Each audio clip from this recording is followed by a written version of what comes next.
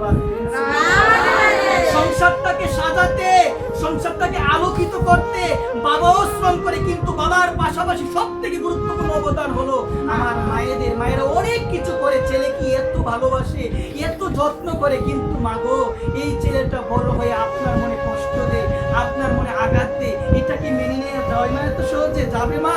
যে ছেলেকে এত আদর করি, যে বৌমাকে এত আদর করি, আমি যাদের কাছের ভাবি তারা এমন কথা বলে, যে কথা বলার কারণে আমার হৃদয়টা ফেটে যায়, তখন আমার করণীয় হলো প্রভুকে বলবেন, প্রভু আমি তাদেরকে আপন ভাবি, আমি তাদেরকে খুব কাছের ভাবি, তারা তো আমাকে ভাবতে পারে না প্রভু, কিন্তু আমি তাতে কষ্ট পাবো না প্রভু। আমার একটাই কামনা, আমি যেন সবসময় তোমাকে ডাকতে পারি, কারণ তুমি হলে আমার পরম আপন, যে আপন মনে কোনো আঘাত দিবে না। একবার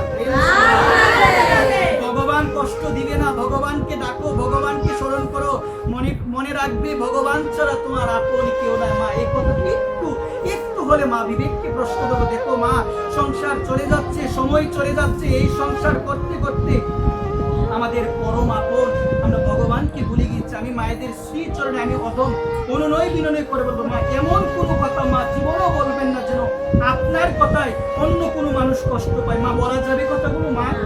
কখনো বলবেন না মা।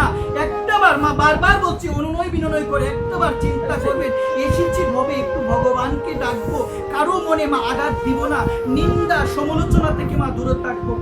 আজকের দিনে আমি মায়েদের শ্রী চরণে মা আমি অধম অনুনয় করছি মা, চরণে ধরে নিবেদন করছি মা, একটু তোমরা ভগবানকে ডাকো, সংসারে থাকো মা, কোনো অসুবিধা নাই। তুমি মনে করবে এই সংসারে তুমি আছো, কিন্তু তুমি প্রাণটা দিয়ে রাখবে একজনকে, তিনি কে মা?